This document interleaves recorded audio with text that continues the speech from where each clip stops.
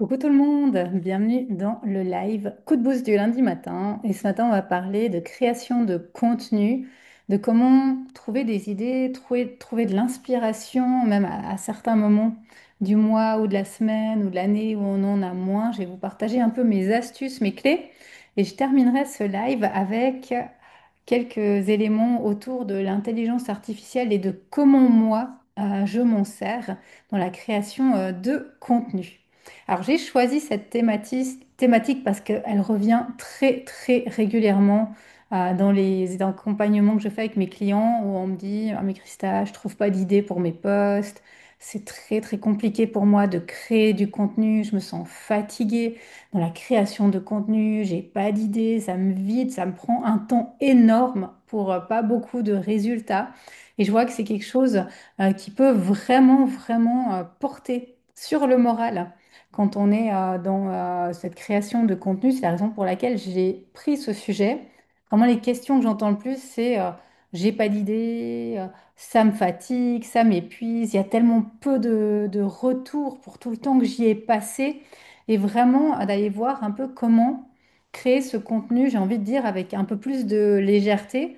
Et puis surtout, parce que quand même, l'objectif, de nouveau, quand on crée du contenu et qu'on est coach ou thérapeute, c'est d'avoir de la conversion et de se faire connaître par rapport à son expertise et son domaine. Et je dirais, c'est pas forcément d'avoir beaucoup de vues ou beaucoup de likes, mais plutôt des retours de ces partages et des retours de ces partages à des personnes qui sont des potentiels clients et pas forcément des gens qui vont dire c'est génial ce que tu partages, mais finalement qui ne sont pas intéressés. Donc moi, je vais vous partager un peu mes clés de comment je travaille avec les personnes que j'accompagne, où on va chercher ces idées, où je vais moi chercher aussi mes idées, comment je fais pour tenir le temps, tenir la motivation, avoir l'inspiration, un peu mes astuces à moi aujourd'hui. De nouveau, comme à chaque live, je vous invite à choisir ce qui résonne pour vous, à garder ce qui vous parle par rapport à votre clientèle, à votre niche, à votre énergie. C'est vraiment ça le plus important.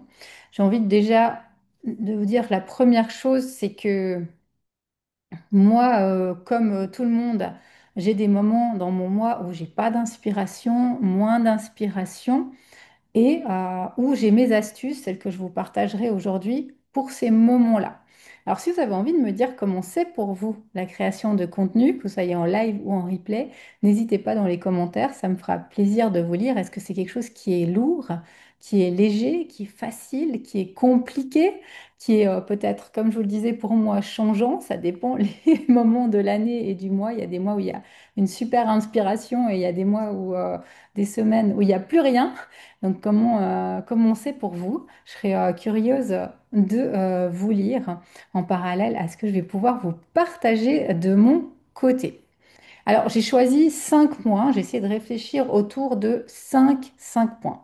Le premier, pour moi, la première clé, la première piste de contenu, c'est vraiment celui d'écouter son client idéal et finalement de se dire que lui a déjà tous les mots. Alors, si vous me suivez, si vous êtes avec moi, si vous êtes aussi parmi mes clients, vous savez, une des premières choses que je travaille avec mes clients, c'est vraiment aller travailler sur son client de cœur.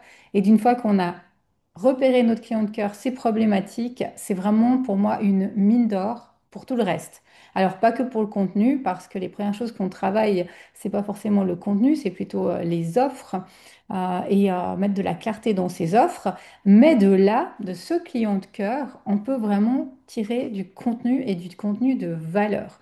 Parce que les partages que vous font vos clients, les mots qu'utilisent vos clients dans vos séances, les questions qu'ils vous posent vont vraiment vous amener du contenu de valeur pour vos posts. Et ça, pour moi, c'est la première clé. C'est vraiment de bien connaître son client et de s'habituer à écouter. Et là, ça demande un gros effort au début parce que ça demande de sortir de ce rôle de professionnel, de thérapeute et de tendre son oreille vraiment d'écoute active pour entendre ces mots tels qu'ils viennent, sans les retranscrire, ce qu'on fait automatiquement quand on est professionnel, dans notre langage, lire tout de suite entre les lignes les problématiques, aller dans notre rôle de thérapeute ou d'accompagnant, de coach, et vraiment d'être dans cette écoute fine de ce que nous dit notre client. Et vous allez voir que ça, c'est des habitudes à prendre avec votre cerveau, vraiment d'entendre ces mots-là, d'entendre ces questions et de les garder quelque part en vous disant, bah voilà, ça j'utiliserai pour un contenu, ça peut être vraiment percutant et intéressant. Et ensuite, on reprend sa séance, on reprend le rythme et à ce moment-là, on repart en tant que professionnel.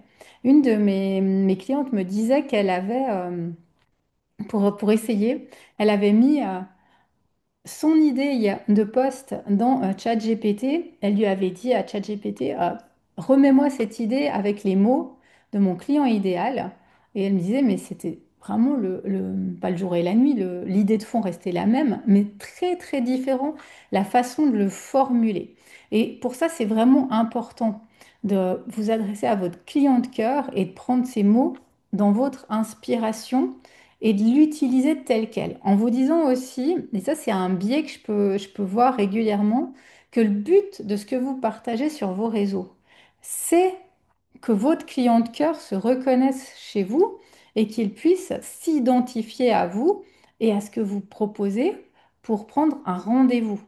Et le biais qu'on peut retrouver, c'est de vouloir être trop professionnel, trop dans ce rôle de thérapeute ou de coach avec son jargon, avec peut-être des éléments qui sont avancés et trop avancés et qui ne vont pas parler à votre client de cœur. Et vous allez être inspirant, vous allez intéresser, mais où la personne ne viendra pas convertir parce qu'elle ne se reconnaîtra pas.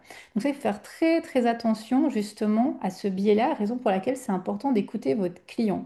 Moi, je pense toujours à une de mes clientes qui était prof de yoga, qui était venue pour qu'on revoie ses offres. Elle adressait ses cours plutôt à une clientèle débutante.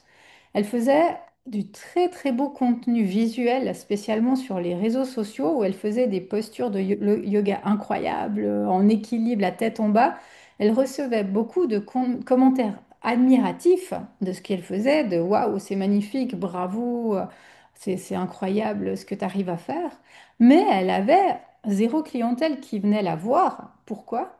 Parce qu'elle ne s'adressait pas du tout à son client idéal en faisant ce type de contenu. Elle suscitait beaucoup d'admiration de la part des gens, beaucoup de commentaires, mais son client idéal, celui qui débutait en yoga, quand il regardait ce contenu, il n'allait pas s'inscrire à ses cours parce que il disait, mais ça, c'est pas pour moi.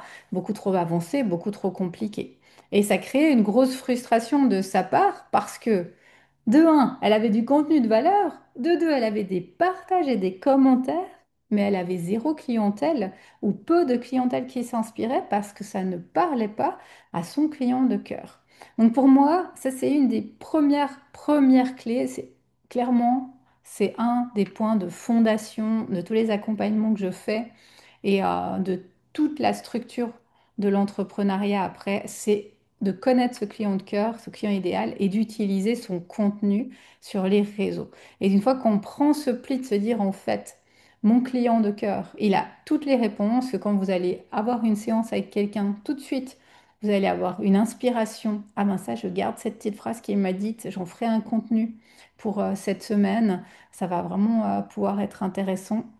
C'est exactement ce que je fais moi le lundi avec vous dans les coups de boost. Je reprends quelque chose qu'un de mes clients m'a dit ou une problématique qui revient souvent chez mes clients et je la retranscris ici en live. Donc vraiment, cherchez qu'est-ce qui inspire, qu'est-ce qui parle, qu'est-ce qui pose problème à votre client idéal et utilisez-le dans vos partages en étant le plus proche possible de sa réalité. Et là, vous allez pouvoir vraiment être à l'écoute de votre cible, de votre client et avoir du contenu qui va parler à votre audience. Ça, c'est très, très important de vous en souvenir et de l'utiliser. C'est la première clé pour moi. J'irai aussi, n'ayez pas peur d'être confrontant. On parlera, ma clé 2 on parlera de justement parler de soi. N'ayez pas peur hein, de donner vos avis, de donner aussi des fois vos coups de gueule, ce qui dans votre domaine euh, vous choque peut-être, vous énerve, ce que vous ne pouvez plus ou vous ne supportez plus dans vos domaines respectifs, les croyances ou les fausses croyances que vous voyez encore passer. Et vous allez voir, ça c'est aussi du contenu de valeur qui va parler également à votre audience et à l'audience. Ma deuxième clé, qui va un peu avec justement cette authenticité, c'est de parler de vous et de votre expérience. Parce que sur un réseau ou sur ChatGPT ou sur Google, vous pouvez taper comment faire quand mon enfant n'arrive pas à dormir. Ok. Mais vous pouvez pas taper comment Krista a fait lorsque sa fille n'arrivait pas à dormir. Donc, plus vous allez parler de vos expériences, plus vous allez pouvoir connecter à votre audience. Donc, partez de votre vécu, partez de vos expériences, de comment vous avez fait pour résoudre telle ou telle problématique. Et là, vous allez pouvoir parler de votre légitimité, de parler de vos outils, de parler de vos pratiques en tant que thérapeute, en tant qu'accompagnant, mais en partant de vous. Et moi, pour moi en tout cas, et vous savez que je fais souvent des lives sur le storytelling, l'histoire de vie, et c'est le deuxième pilier que j'aborde avec ma clientèle lorsqu'on travaille sur leurs offres, leur histoire de vie, leur storytelling en lien avec leur offre et leur client idéal, c'est quelque chose que moi j'aime. Autant quand je suis quelqu'un sur les réseaux, que pour moi, pour mes propres accompagnements, pour mes partages, de parler de son vécu, de partir de sa réalité, de réfléchir à comment moi, j'ai vécu telle ou telle chose, comment j'ai résolu telle ou telle situation, de partager aussi sa vie de tous les jours, de montrer que derrière un professionnel, il y a un être humain avec un vécu, des problématiques, des challenges, des difficultés. Ah, ça fait beaucoup, beaucoup de bien. Et combien de fois j'ai des thérapeutes qui viennent et quand on parle de cette partie authenticité, elles me disent, ah, mais moi, j'ai pas envie de partager en ce moment, je me sens pas bien, je me sens pas légitime. Comment je peux aller aider les autres alors que moi-même, je suis pas bien? Et je leur dis toujours que c'est pour moi, c'est tellement riche de montrer que derrière un professionnel du bien-être, il y a juste un être humain avec un vécu qui est compliqué et que, bah oui, moi aussi, hein, il y a des jours où ça va pas. Bah oui, moi aussi, c'est pas parce que je parle de contenu et de croissance que tous les jours tout est parfait, que j'ai de l'inspiration à tout va, au contraire. Et de montrer cette authenticité, cette vulnérabilité, pour moi, je trouve que c'est important. C'est important de voir aussi, comme je les appelle, les coulisses d'un professionnel et l'arrière-scène d'un professionnel. Et non, c'est pas en étant tout lisse, tout parfait, qu'on va attirer et convertir pour moi, mais c'est aussi en se montrant tel qu'on est, dans son authenticité pour que l'autre se reconnaisse. Ça rejoint un peu mon exemple du yoga de tout à l'heure. Si je suis toujours dans des postures de yoga hyper complexes et que ça a l'air tellement simple pour moi, personne ne viendra me voir.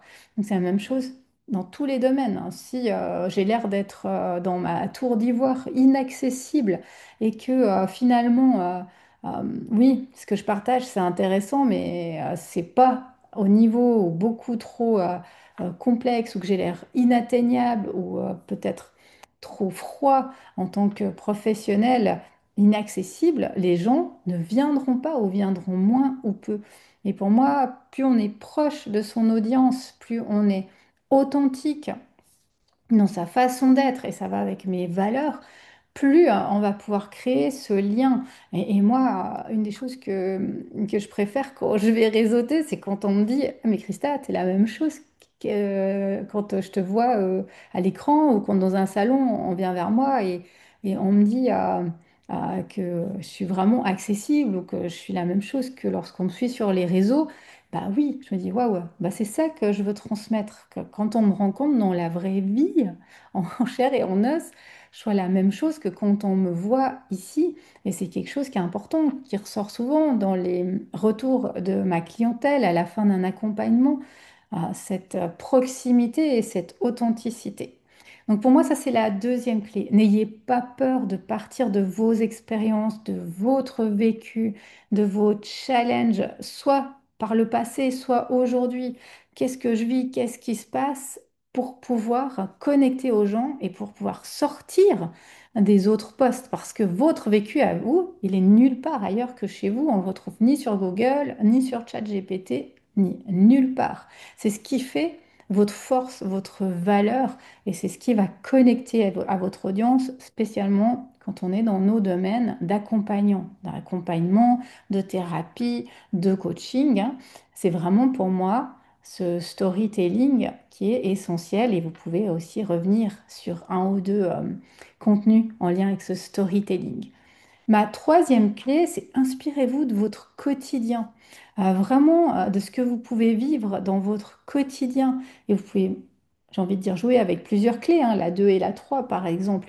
Donc, troisième clé, si vous regardez l'extérieur, je pense maintenant à l'automne, ou si je regarde par ma fenêtre, les feuilles qui tombent, l'énergie qui change, je peux faire un post là autour. C'est normal qu'en automne, on soit fatigué, c'est normal qu'on ait une autre énergie, c'est normal qu'on ait d'autres envies qu'en août ou en juillet quand on est en été. Donc vraiment, vous pouvez vous inspirer du quotidien, de quelque chose que vous avez pu vivre dans votre semaine, peut-être avec vos enfants, avec votre conjoint, ça dépend tout de votre client idéal, de votre niche. Et là, vous allez voir, vous allez pouvoir créer du contenu avec plein de choses de votre quotidien, des choses, j'ai envie de dire, des banalités comme ça de notre quotidien et qui peuvent devenir une inspiration pour nos contenus. Et là aussi, j'ai envie de dire que ça vient une habitude, un réflexe, plus on pratique, c'est un peu cette gymnastique dans notre cerveau de se dire, ah mais je vais utiliser cette situation que j'ai vécue aujourd'hui avec mon conjoint, ou je vais faire un petit post sur cette énergie de l'automne, comment je me sens en automne, cette fatigue que j'ai. Et petit à petit, ça va devenir des habitudes. Donc pour moi, c'est la troisième clé. C'est qu'il n'y a pas besoin d'aller chercher, j'ai envie de dire midi à 14 heures, mais il n'y a pas besoin d'aller chercher tellement loin notre inspiration. Elle est là autour de nous et on observe comment je me sens aujourd'hui, comment c'est l'énergie, est-ce qu'il y a quelque chose, un lien entre l'automne, la saison et mon activité, et partager là autour de notre quotidien, de ce quotidien, en faire justement du contenu de valeur. Personnellement, moi, c'est quand je vais me balader en nature, que j'ai de l'inspiration. Souvent, c'est là que j'écris mes stories. C'est là que je fais mes petits audios pour mon Telegram privé, où je partage un peu mes moments d'inspiration. Donc, il y a des moments, et là, c'est aussi à vous, à apprendre à vous connaître, des moments stratégiques d'inspiration où vous savez que c'est propice à la création. Et d'autres, ou non, c'est mort, il n'y a aucune création qui vienne. Donc pour moi, ça c'est la troisième clé, l'inspiration du quotidien, et puis d'apprendre à exercer ça, vraiment, ça s'exerce. La quatrième clé que moi j'aime aussi beaucoup, c'est de se reconnecter à ses émotions et je dirais qu'elle rejoint un peu cette deuxième clé de storytelling, mais c'est vraiment d'aller s'écouter et puis de parler de ce que l'on ressent et de ce que l'on vit, de pas avoir peur de dire quand on en a marre, de pas avoir peur de partager quand on est fatigué et à l'inverse, de pas avoir peur de partager quand on est en gratitude, en joie, quand on est fier de quelque chose, mais vraiment de sortir de quelque chose de trop aseptisé, de trop parfait, de croire que parce qu'on est un expert dans un domaine, il faut qu'on reste toujours pro, mais voilà, de pas avoir peur aussi de laisser sortir ses émotions et comme je vous le disais aussi tout à l'heure, ces coups de gueule, ces problématiques, ces incompréhensions, de dire aussi ce qui n'est pas OK pour vous parfois dans votre domaine, dans peut-être des personnes qui font la même chose que vous dites, ben non, moi je suis pas d'accord avec cette vision-là ou cette façon de faire, ou ça m'énerve, ces gens ou ces professionnels qui partagent telle ou telle chose, et vraiment de ne pas avoir peur, de laisser cette transparence, ces émotions parler, et j'ai envie de dire de donner vos avis et de pouvoir être un peu challengeant ou confrontant, même avec votre client idéal. Des parfois de se dire, ah mais je veux pas dire ça à mon audience, il risque d'être froissé, et de dire, ok, non, aujourd'hui je vais être un peu cash, je peux l'annoncer même dans mon intro, aujourd'hui je vais un peu vous bousculer, mais on va être honnête, et de ne pas avoir peur de faire ce type aussi de publication, il y a besoin d'être toujours tout lisse, tout gentil, tout beau, et d'accepter que c'est aussi par la confrontation, par l'émotionnel, que la colère, que l'injustice, elle fait partie des émotions qu'on peut vivre au quotidien dans nos entreprises et d'en parler également. Ça fait du bien. Combien de fois il y a des personnes qui viennent me dire, mais merci Christa d'avoir partagé ça, ça fait du bien de t'entendre. Pourquoi? Parce qu'on n'est pas dans un monde de bisounours, rien n'est tout parfait et ça fait du bien de voir qu'on n'est pas seul face à certaines situations, certains conflits qu'on peut vivre. Donc vraiment, osez parler de vos émotions dans vos posts, osez être confrontant, être polarisant. Donnez votre avis sur certaines situations qui peut-être vous mettent en colère dans vos niches à vous, dans vos domaines à vous. Faites vos coups de gueule. Vous verrez que ça, c'est du contenu qui vraiment est de valeur pour votre audience. Et puis le dernier point que je trouve qui est important à prendre en compte, c'est celui de simplifier et de recycler. N'ayez pas peur non plus de reprendre un poste que vous avez fait, je ne sais pas, peut-être l'année passée en automne, vous dire, ah oui, ce poste, il était sympa, il avait bien fonctionné, je le reprends. Je peux bien sûr changer quelques éléments, on est d'accord, mais l'inspiration générale, elle est là. Et n'ayez pas peur de recycler, de réutiliser du contenu de valeur que vous avez fait. En plus, le contenu sur le réseau est tellement volatile, hein, on scrolle, c'est quelques heures de vie. Il y a plein de gens qui n'auront même pas lu ce post, ou même des gens qui l'auront lu et qui s'en souviendront pas. Des fois, moi, je lis mes propres posts et je me dis, ah, je me souvenais pas que j'avais écrit ça ou que j'avais écrit ça comme ça. Donc, vous imaginez bien que votre audience, elle s'en souvient pas non plus. Donc, vraiment, osez réutiliser du contenu, recycler du contenu et puis, n'ayez pas peur, j'ai envie de dire, d'avoir vos stratégies, de simplifier, de prendre des notes, d'avoir moi j'aime bien les notes du téléphone, d'avoir un un petit pense-bête pour les moments moins inspirants. Vous dites, ah, mais alors aujourd'hui, je ne sais pas, mais pas du tout quoi partager. Je vais aller revoir dans mes notes une idée que j'ai eue et je pourrais m'en réinspirer. Et vraiment, vous allez voir que ça va aussi vous aider. À certains moments, vous avez vos stratégies. Vous savez, vous allez chercher vos idées quand il n'y a pas d'inspiration et vous dire que c'est beaucoup, beaucoup de monde qui n'a pas cette inspiration et c'est vraiment quelque chose à mettre, à prendre en compte. Puis je dirais aussi d'accepter que ces moments de moins d'inspiration, de vide, de fatigue, et j'ai encore envie de dire plus maintenant avec l'automne qui vient où on vit ce genre de choses, c'est normal. Et d'apprendre un peu à se lâcher la grappe, à se dire, bah ok, là, j'ai pas trop d'inspiration. Ben aujourd'hui, c'est pas grave. Je publie pas. C'est pas la fin du monde. Je ferai demain ou je ferai quand ça revient. Et vraiment aussi d'apprendre à être bienveillant avec soi et d'être juste un humain avec aussi ses forces et ses faiblesses. Et ça, c'est quelque chose d'important. Et puis, ne vous arrêtez pas parce que c'est quelque chose qui est revenu, je pense, deux, trois fois la semaine passée dans les appels que j'ai eus. Avec des clients ou des prospects qui parlent un peu de leurs difficultés, de aujourd'hui, l'algorithme, il est moins bon, il y a peu de likes, je suis découragée parce que je fais beaucoup de choses et il y a peu de retours, et de vous dire que c'est normal et que oui, pour notre ego, on est d'accord, on est content quand on a beaucoup de likes sous une publication ou un post. Mais c'est pas ça l'important en tant que professionnel. C'est d'avoir de la conversion, c'est d'avoir des clients suite à nos publications ou à notre contenu. Et moi, je le vois, les personnes qui prennent des rendez-vous, plus que 80% n'ont jamais mis un like ou un commentaire sous un de mes posts. Et c'est pas du tout grave parce qu'il ils suivent, ils me disent, ah, bah, je te suis sur les réseaux, j'écoute tes lives coup de boost. Eh bien, je ne sais pas. Il y a tellement de choses qui se passent en coulisses, en fait, que l'on ne voit pas, nous, là, à travers l'écran. Mais combien de personnes, peut-être, ont lu un de vos posts, ont écouté une de vos vidéos, ont regardé un de vos carousels.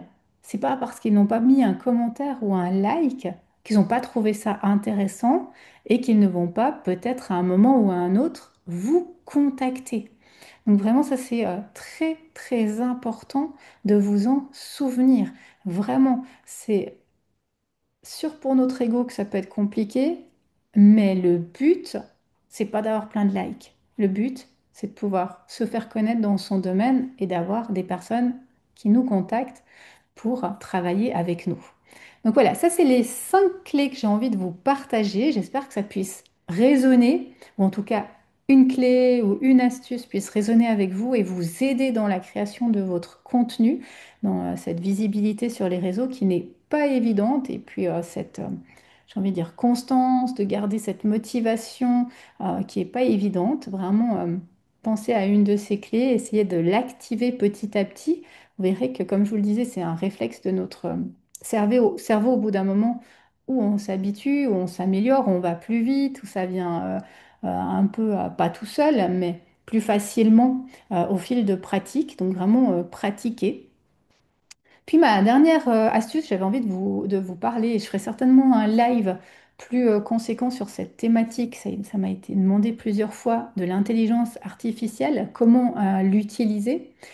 Une de mes astuces que moi j'aime utiliser avec ChatGPT pour mon contenu, c'est alors pas du tout de lui demander des idées de contenu ou d'écrire pour moi mon contenu, mais c'est vraiment au fait de lui parler. Ce que j'aime, c'est, et je faisais déjà ça avant que ChatGPT existe pour mes posts, je parlais à mes notes, à mon téléphone, et après je retranscrivais ça en texte. Mais ça me permettait d'avoir des textes qui étaient très proches de ma façon d'être et de ma façon de parler, de mon vocabulaire. Et ça a toujours été beaucoup plus simple pour moi. Donc là, pour ChatGPT, ce que je fais, c'est que je lui parle. Je lui dis, écoute, aujourd'hui, j'aimerais créer un contenu sur telle thématique. Je t'explique. Puis là, je lui parle. Ce matin, j'ai eu un appel avec une cliente. Elle m'a parlé de ça, de telles difficultés. J'aimerais pouvoir en créer un post pour montrer aux gens comment dépasser cette difficulté en faisant ça. En fait, je lui explique tout. Et après, bah, je lui demande de m'aider à mettre ça en texte. Et c'est le texte qui ressort, il est exactement ma façon d'être, ma façon de parler, mon vocabulaire, mes expressions, mon contenu à moi.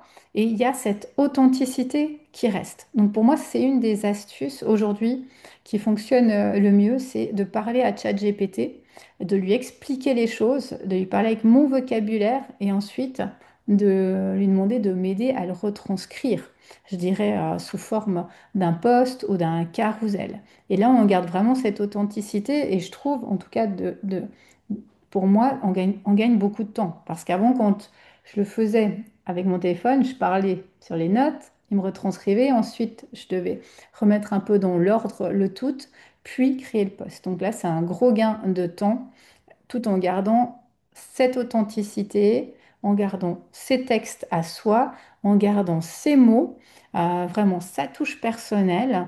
Et là, c'est quelque chose qui, moi, m'aide personnellement pour utiliser ChatGPT, l'intelligence artificielle, dans la création de contenu, sans avoir un contenu aseptisé, un contenu bateau ou un contenu tout fait qui ne serait pas de moi finalement. Donc voilà un peu mes astuces ce matin. Et n'hésitez pas, vous, à partager les vôtres. Je suis toujours curieuse de vous lire. Comme je vous le disais, c'est vous qui m'inspirez finalement les contenus de ces lives ou de mes posts. Et plus je vous lis, plus je peux voir un peu qu'est-ce qui vous pose problème, qu'est-ce qui vous aide.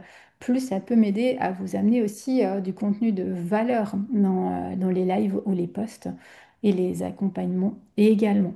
Et puis si vous souhaitez aller plus loin, si vous souhaitez que je vous aide à travailler sur ces clés, hein, vraiment de client idéal, de storytelling, de l'utilisation de son quotidien, d'utilisation de l'intelligence artificielle pour vos contenus, pour même aussi les relire ou vous donner des pistes concrètes avec votre situation, votre niche, n'hésitez pas à me contacter, à prendre un appel découverte pour qu'on parle de votre situation aujourd'hui, de votre problématique principale aujourd'hui.